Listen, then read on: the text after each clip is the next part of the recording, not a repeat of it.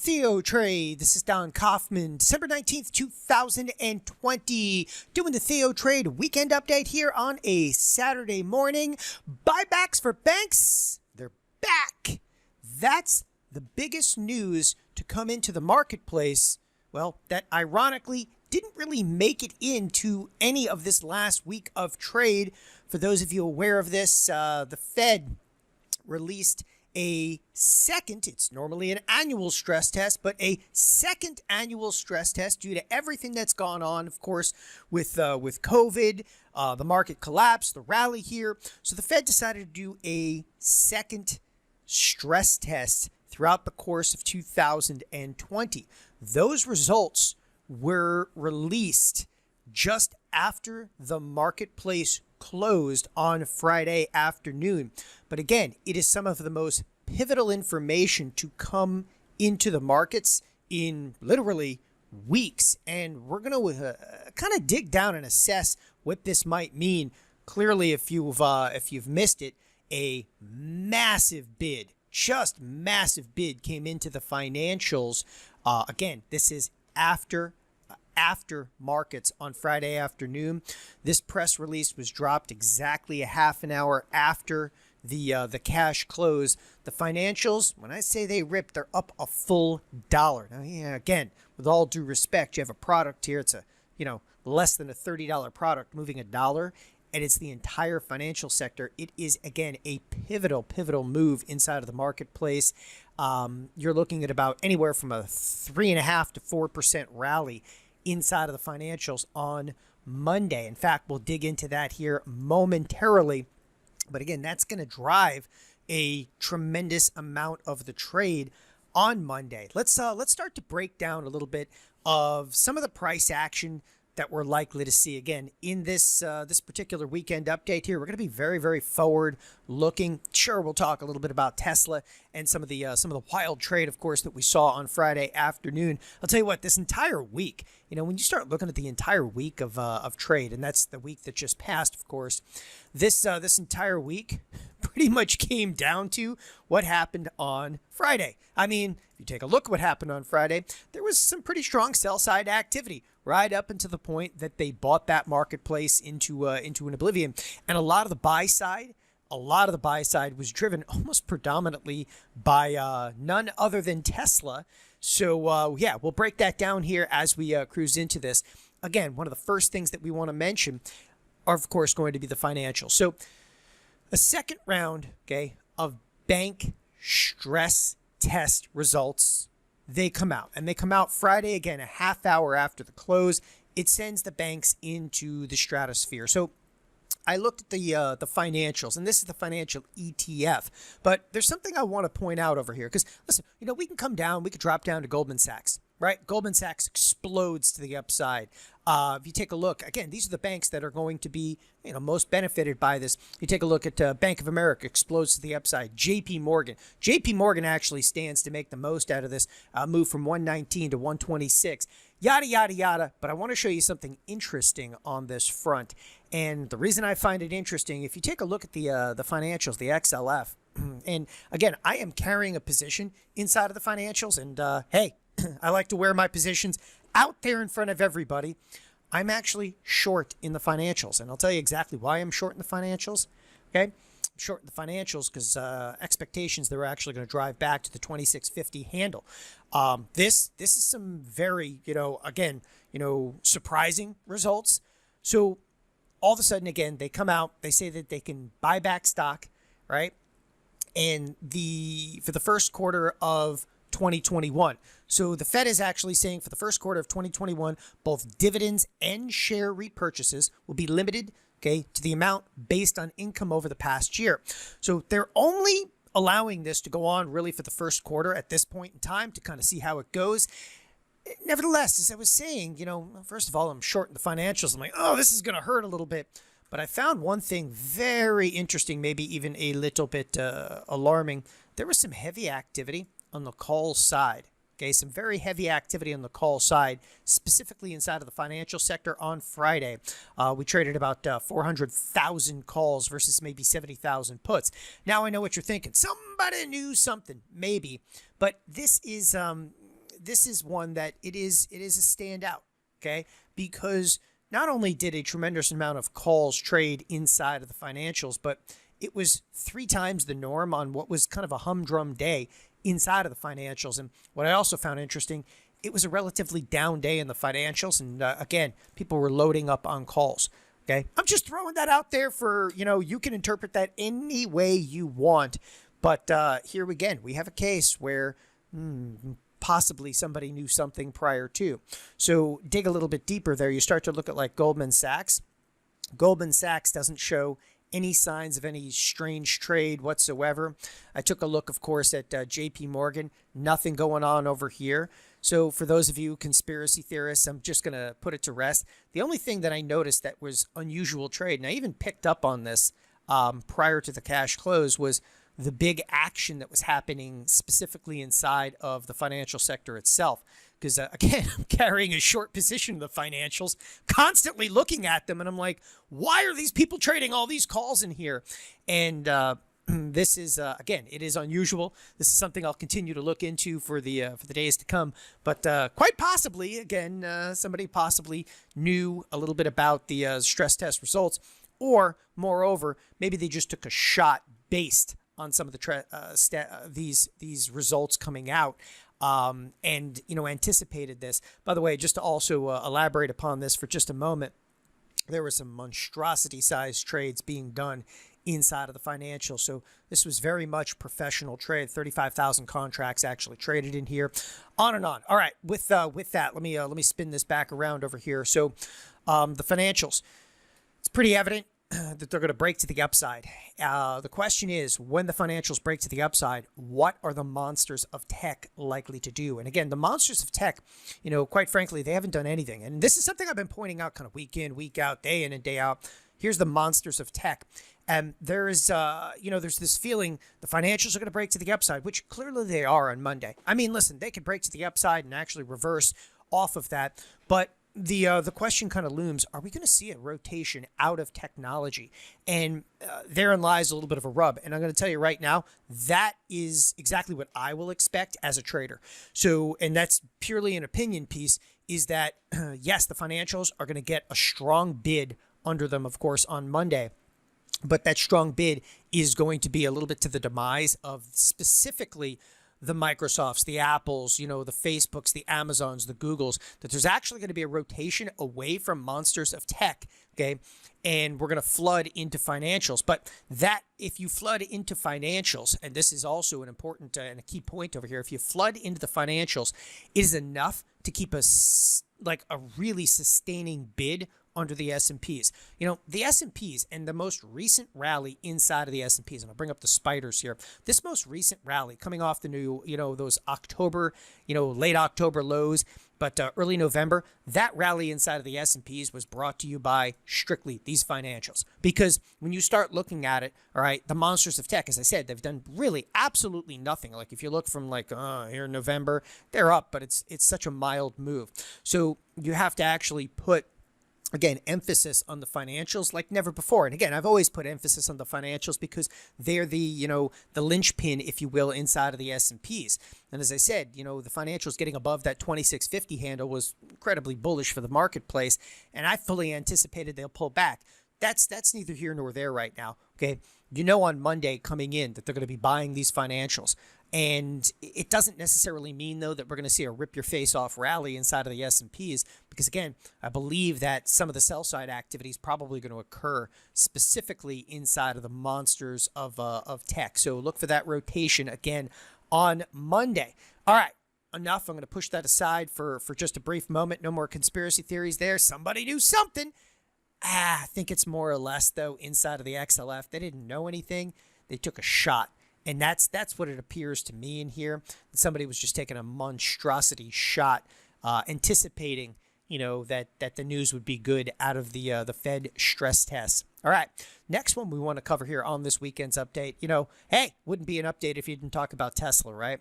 You know what? I just want to look at the price action inside of Tesla. And before we go any further in here, yes, Tesla it is officially going into the S&P 500 as of Monday morning as part of the S&P 500. The most interesting thing inside of Tesla, though, it's not the price action in here. Forget about it. It's the number of options that have traded. It's staggering. Again, okay, this has been my reasoning for Tesla going up. It's right here. Look at the number of calls trading. Almost 1.6 million contracts. I mean, listen, this thing is now, it's a 600, let's call it what it is. It's almost a $700 product at this point. And the number of options trading in here is just phenomenal. So you had 2.5 million options trading. Just compare it to something like, I don't know, Apple. Apple only had 2 million, but Apple's a $126 product. So you have to start to recognize the amount of notional value. That is, if you took all these option contracts, okay, you're like, okay, it's 2.5 million contracts. Then you take how many shares traded in here? Yeah, it's over 200 million. Okay, you start to look at that and calculate out. So 200 million shares times a $700 stock, yada, yada, yada. Okay, tens of billions of dollars a minute are pouring through Tesla. All right, it's just like beyond comprehension of how much capital is actually flowing through Tesla right now. That's, okay, the reason you should look at this product. It's not so much like, it's awe-inspiring to the upside. It's not going to matter whether it's to the upside or it matters the amount of capital that's flowing through Tesla. Okay, and people are missing the bigger picture. I don't care whether it goes up or goes down. At this point, you got to look at the amount of capital, because once you start to include it to the S&P 500, Tesla becomes the preeminent stock in the S&P 500. And this is an argument that I've made for an extraordinarily long time that's being missed by retails, being missed by a lot of professional traders. I think people are starting to finally talk about it, because you have a $660 billion market cap. You're like, whatever, man. Apple's like, almost 3 times the size. And I get it. Okay. Look at the market cap. So let's just call it like a $600 billion company, right? And then we cruise over to Apple, and you look at Apple, and Apple's a $2 trillion company. And you go, how could you possibly compare? Come on. And Apple's 3 times the size. Yeah. But the point of this, and the reason that I keep bringing it up, okay, Tesla is the preeminent stock in the S&P 500 now, period. Okay. How could you say that, Don? Look at the volatility. All right. And I always look at about 30-day volatility. Look at about 30-day volatility inside of Apple. Okay. So it's about what? About 40%. And you start to look at it inside of, let's look at Amazon, because Amazon's also one of the preeminent stocks inside of the S&P 500. So Amazon has a $1.6 trillion market cap, right? And it has, 35% implied volatility. Then, of course, we bring up Tesla. And this is something I've mentioned just, numerous times over here. Tesla, okay, has, and again, we'll kind of average like 30-day implied volatility somewhere around, all right, 80. And if you look down here, that's perfect, about 83%, all right, IV. So in comparison, it's not 2 times, it's more like close to 2.5 times, okay, some of the volatility. So when you start to put it in terms of like market capitalization, but because Tesla's carrying more volatility, okay, it's going to move at least twice as much, on a day-to-day basis. It becomes, again, the preeminent stock in the S&P 500. It's what everybody's going to be looking at. Again, its market cap, at $600 billion. So if it was double, it would be trading, the influence of a, $1.2, $1.3 trillion company. But really, its volatility is even slightly higher than that. Okay. So again, you have to put it not just at par with Apple, because again, it's even trading more notional value. It becomes downright scary. And that's the only point of me taking you through this. It doesn't matter whether it goes to the upside or the downside. Okay. And everybody's like, well, it's going to make the S&P, 500 more volatile. It's not about more volatility. What's actually going to happen to Tesla is very likely its volatility is going to get squashed. Okay. But we now have, again, another massive market cap that's being added to the S&P 500 that's capable of shifting trade. So this is the reason. It's not like, Tesla's going to move the entire S&P 500. No, Tesla's actually going to be included to this monsters of tech. All right. It ain't part of the solution. I'll tell you right now, it's part of the problem. And that's what I'm getting at by spending, 5 minutes on this. It's a critical inclusion to the S&P 500. Never before has something so large in terms of market cap been added with so much volatility. And again, it's not about the market becoming more volatile in the S&P 500. It's about the capability, okay, of algorithms to shift order flow by shoving order flow specifically into a Tesla, a Google, an Amazon, a Facebook, an Apple, a Microsoft. Okay, you can shift the entire marketplace now. Okay, by, well, it was 5 underlyings, but now, it's going to be even easier. They're literally making it easier to shift order flow into the marketplace. And this is, again, it's what I would term the death of diversification. It's gone. I mean, the entire reason that people invested in things like the spiders, right, is to get to S&P 500. Okay, diversification is gone inside of the S&P 500 at this point in time. And that's, people, that's the story. It's been gone in the QQQ for a substantial period of time. But you start looking at the S&P 500, okay, everything now. And we're going to look at this, on Monday night when we get the final weighting out after Tesla gets added. But everything is actually going to go into, these, 6, maybe 7 products that are driving order flow. So again, not real thrilled about that as a trader, because it is a structural flaw, if you will. By the way, the last 10 minutes of trade inside of Tesla, just Mr. Toad's wild ride. This has a little bit to do with the inclusion to the S&P 500. There is a 1 minute candle here where the stock actually shot from let's just put it at 640, straight shot up to 662. That's in a 1 minute candle. Again, absolutely wild trade hitting Tesla in the last couple of minutes. But there was actually a huge options trade that drove a lot of this action. So people, it's the inclusion of the S&P 500. It was a huge option trade that was going on for like just a fraction of a second before this enormous burst to the upside. There was a huge call buyer. Obviously, the market makers had to sell calls, which turn around and buy stock, and this thing flew to the upside. It was interesting.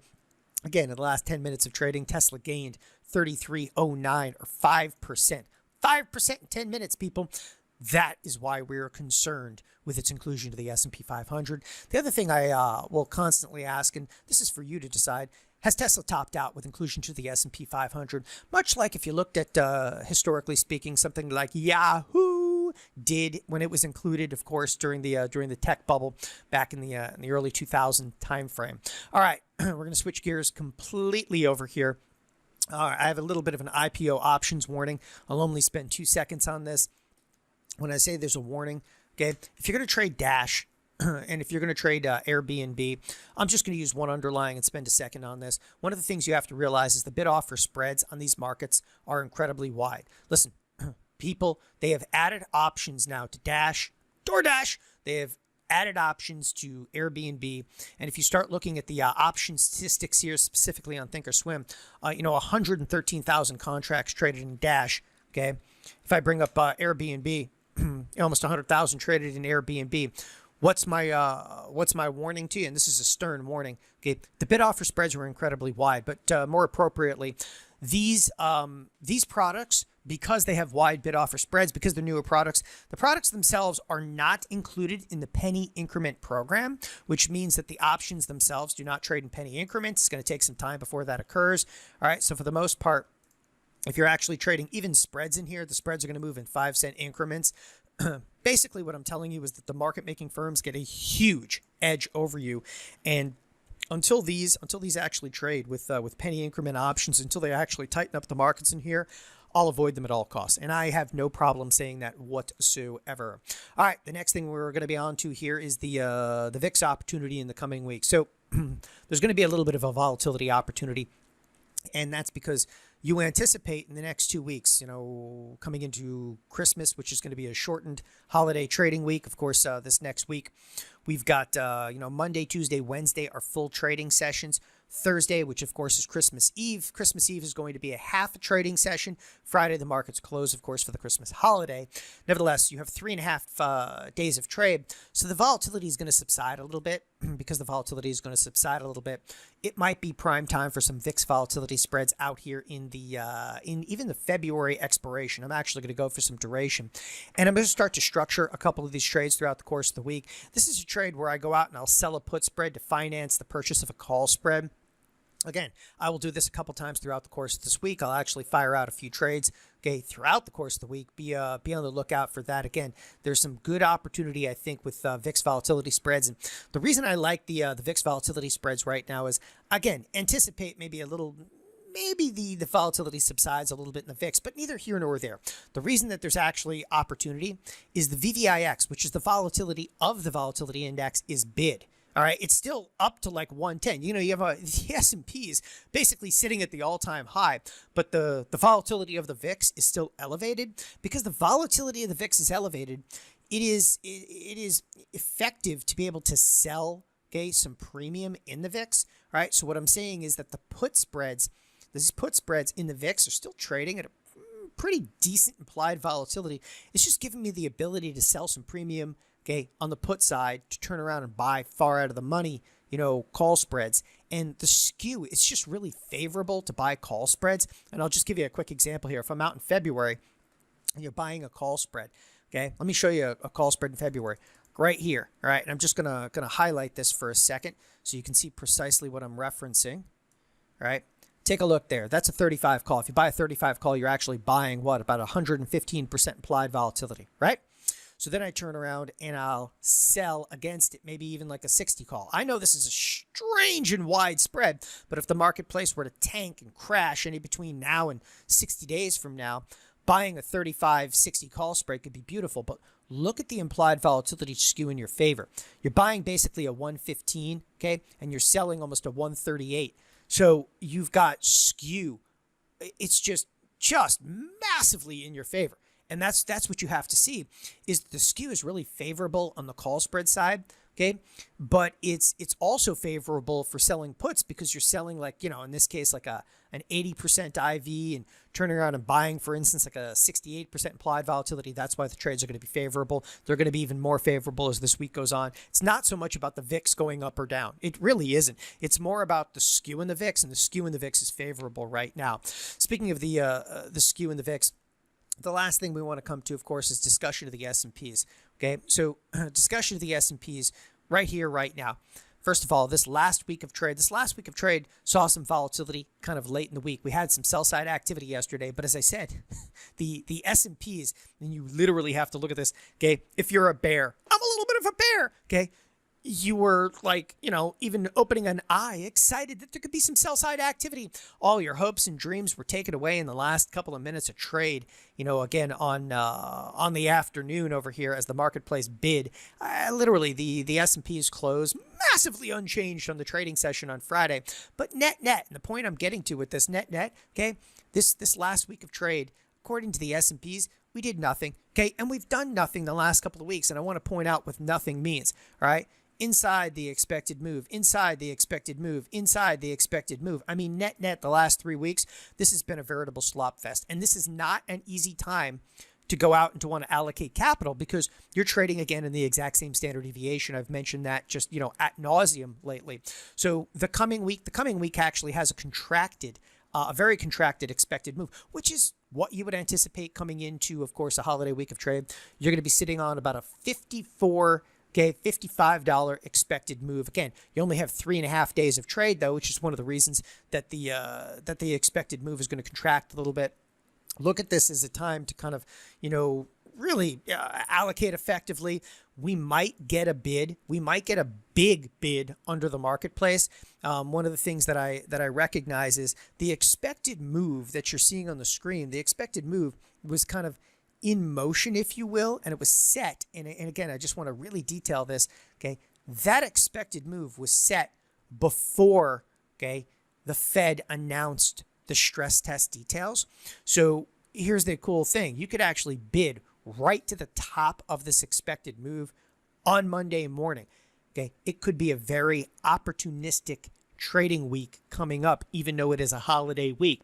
And because it's a holiday week, everybody assumes the volume's going to be dead. I wouldn't make that assumption, people. Okay, nobody's going anywhere this time of the year, and people will sit home. They will trade. Most of the traders are working remotely, regardless. So listen, this next week of trade, stay tuned in, because buybacks for banks, they are very much back. Thanks everybody for joining us here at TheoTrade. Have a wonderful weekend. Bye bye.